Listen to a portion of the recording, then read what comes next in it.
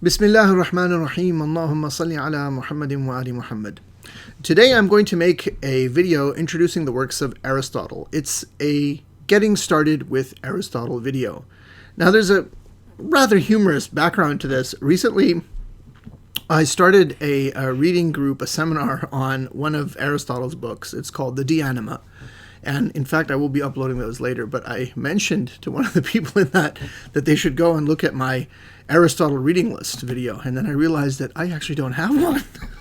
I actually thought I had made this video because I've made so many reading lists. For some reason, I must have put in my mind saying, yeah, I'm going to make that video at some point, and I thought I did, but actually I had not, so I am making it now. Aristotle is one of the most important philosophers in history, hands down. In the Islamic tradition, he is known as the first teacher, al-Muallim al-Awwal in Arabic. Dante famously or infamously puts Aristotle in one of these circles of hell, yet he refers to him as the prince of those who know. Anyone who is interested in Islamic philosophy and wants to eventually or ultimately read Ibn Sina or Mullah Sadra really has to have some kind of an understanding in Aristotle, because Aristotle's thought, particularly a book he wrote called the Metaphysics, was extremely influential, among other works, in the Islamic world, and deeply influenced people like Avicenna or Ibn Sina, and in fact had a profound influence on the structure of philosophical writing and organization of philosophical works. So I'm going to give a kind of reading list, mention those books which help you get started, because Aristotle, despite his being so important and so influential, is actually one of the most difficult philosophers to read. So he is just as difficult as he is famous. So how do we get started with Aristotle? Well, first of all, I think you have to have a little bit of background in philosophy. And obviously, we can't really give you a complete background, but Aristotle's famous teacher was Plato, and Plato's famous teacher was Socrates. So it might be a good idea to start with Socrates. Well, how do you do that? Socrates didn't leave behind any writings. He has a bunch of so-called dialogues, which were actually written by Plato, in which he features prominently. So there's a series of books called X in 90 minutes, so-and-so in 90 minutes, by Paul Strathern, and there is a Socrates in 90 minutes. You can actually read these in 90 minutes. You actually can. They're really thin. And then you could read Plato in 90 minutes, and then you could read Aristotle in 90 minutes. So how many minutes is that? That's 270 minutes. How many hours is that? Any idea? You don't know. No. Okay. 90 is an hour and a half. Hour and a half. So it's 4.5 hours. So you could easily do that, and you could get a start. And, if you're not interested, you don't really even have to read these if you don't want to. But this is probably the best place to start. And these books are pretty cheap. They're available used. You can probably get one for about $1 online used. And there's another really important book for starting out with Aristotle that actually deals with his philosophical doctrines, and that is Aristotle for Everybody. It's a very famous book by none other than Mortimer J. Adler, who was very important in bringing philosophy and philosophical questions to the average ordinary person, so-called average ordinary person. He famously observed that philosophy was too important to be left to the professional philosophers. And indeed, the questions that philosophy deals with are the big questions that in some way or another concern every human being, and philosophy is the pursuit of wisdom. Also, just on the general theme of philosophy, probably the best introduction to philosophy is actually the Apology of Socrates, which is included in the collected works of Plato. At some point, I should probably make a separate video about Plato, getting started with Plato. But there's an excellent book called An Introduction to Philosophy via Plato's Apology by Peter Kreeft. So these are really basic and simple books where you can start. And once that has whetted your appetite, there's some other introductory works on Aristotle which I've found to be extremely useful in my own studies, in my own intellectual journey, and I recommend these works highly to my students. So typically, I recommend that they read Mortimer J. Adler's Aristotle for Everybody, and after they have digested that they should turn to Aristotle, A Guide for the Perplexed, which is by John A. Vella. This is a bit more detailed. It looks at some fundamental ideas in Aristotle, Aristotle's notion of knowledge as a systematic thing, what we might call science, but not just natural science. When we say science, we really mean the Latin scientia, and of course Aristotle has in mind the Greek term episteme. Then he looks at being or substance, ousia. Then he looks at nature, physis, or natural philosophy, philosophy of nature. Then he looks at soul, psyche. And then he looks at ultimate human good or flourishing, eudaimonia. So this is an excellent work. And again, all of the works I've mentioned so far are available both new and in used copies. This is about 160 pages. So again, this is a relatively short work. There is a much older work called Aristotle the Philosopher by J.L. Ackerell. This is a thin book also, Oxford University Press.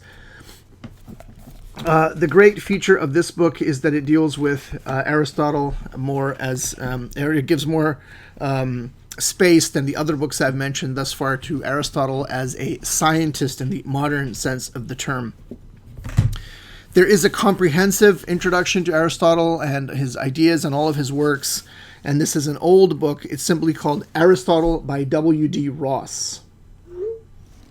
So this is, Ross was a famous scholar of Aristotle, and this book first came out in the 1920s. I have a nice, I actually got a hardcover with the dust jacket, hard to find, but, just happened to come across it in a used bookstore. So W.D. Ross is a classic comprehensive introduction to Aristotle. This, however, has been, I wouldn't necessarily say superseded, but there is a much more contemporary work by Shields entitled Aristotle, which is also very useful in getting started with Aristotle.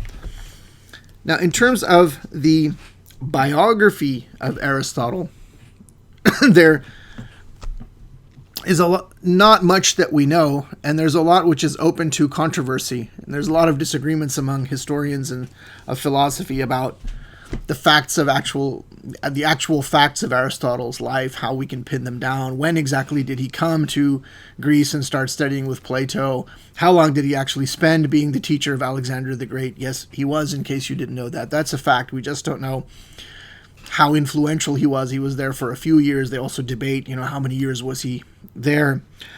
So all of this is spelled out very nicely in this book, Aristotle, His Life and School by Carlo Natali. It's a Princeton University Press. I have a hardcover. This book was originally written in Italian, and it just sets down everything we know about Aristotle and his school, the transmission of his teachings. So I mentioned already Mortimer J. Adler. Another great feature of that book, Aristotle for Everybody, is that he's written it in a very, very simple language without any philosophical jargon. And at the end, he gives a list of readings. And he makes the point that Aristotle is not easy to read. But he sets out a kind of program of reading that, look, if you want to read Aristotle, as you ultimately should read him directly, this is how you should go about it. And he gives a list of the readings from the various works of Aristotle. And that brings us to Aristotle's complete works. So if you want to really read Aristotle, you need his writings. This is a 2-volume set published by Princeton University, the Bollingen series. It's hardcover. I have dust jackets, and I was lucky, because since I studied at Princeton for my graduate school, Princeton University Press would often have these sales.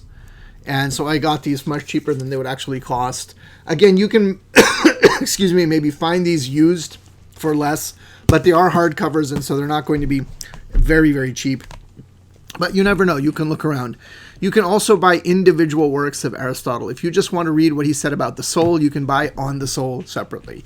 You can buy the Metaphysics separately. You can buy the Physics separately. You can buy Prior Analytics. You can buy all of these various works of his separately. And there are many, many different translations if you go on Amazon. But a lot of them are rather old, and many people may not like the English there. It may not be entirely contemporary. So in this regard, if you've not heard of this publisher, there's a publisher called Hackett, Hackett. Hackett is bringing out new editions, new translations of Aristotle. So a few of them have come out and the translator is C.D.C. Shields. He's got one on Dianima. I think he did the Metaphysics as well. C.D.C. Reeves. C.D.C. Reeves. I've confused him with this other guy, Shields. I just said, sorry, thank you for that. And there are some guides to Aristotle that you can also consult. There's a very famous book called The Cambridge Companion to Aristotle, edited by Jonathan Barnes.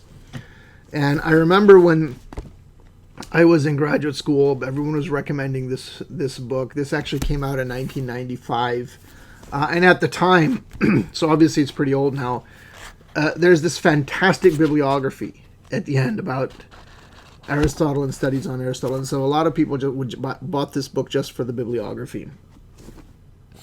So Cambridge Companions are very useful. There's a Cambridge Companion to Hume, the Cambridge Companion to Nietzsche. There's a lot of them. And the Cambridge Companion to Aristotle is quite good. So again, Christopher Shields. His name has come up a lot already. Christopher Shields is a very important modern scholar of Aristotle. He also has the Oxford Handbook of Aristotle, which he edited. You have to understand that both of these are just edited volumes. There's various people who've contributed to these volumes.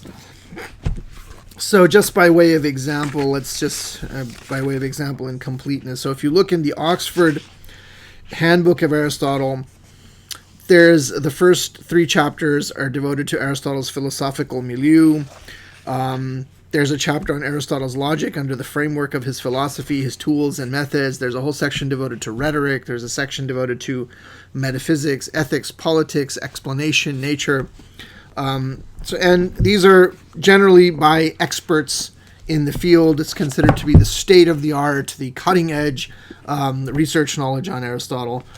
And you have a similar plan of organization, the Cambridge Companion. You've got life and work, in other words, biography, logic, metaphysics, philosophy of science, which is a newer designation, which Aristotle probably wouldn't have used, and then science, meaning modern natural science, psychology, ethics, politics, rhetoric, and poetics. So these are my recommendations.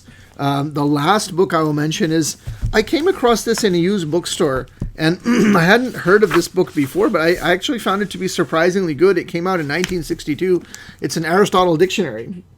Now, of course, people say, well, now there's all this stuff is available on the web, and you can just go and search it, and that's true, but these books do have their merit. I mean, I just opened it up at random, and look, there's an entry on dancing. I don't know if you would necessarily find that on the web. Dancing. The arts pertaining to dancing imitate by rhythm without harmony. Very interesting. Aristotle had things to say about everything. I mean, you just flip around in the book, you find all kinds of interesting things. So here's a section on matter. Matter and form, matter generation, longevity, locomotion, habitation, habitus. And there's a really extensive 170-page, 160-odd page introduction. So these are the books on Aristotle that I have in my library, that I've used over the years, and which I have found to be extremely beneficial. I hope you find them beneficial as well. So please, if you haven't subscribed to the channel, subscribe to the channel, and please do give me your comments. Hope you feel inspired to go out and maybe look at some of these books and take up the reading of Aristotle. I think he's an extremely important figure in the history of philosophy, and indeed, as I've always say, you can never really understand Islamic philosophy unless you have some understanding of Aristotle. Thank you very much for watching.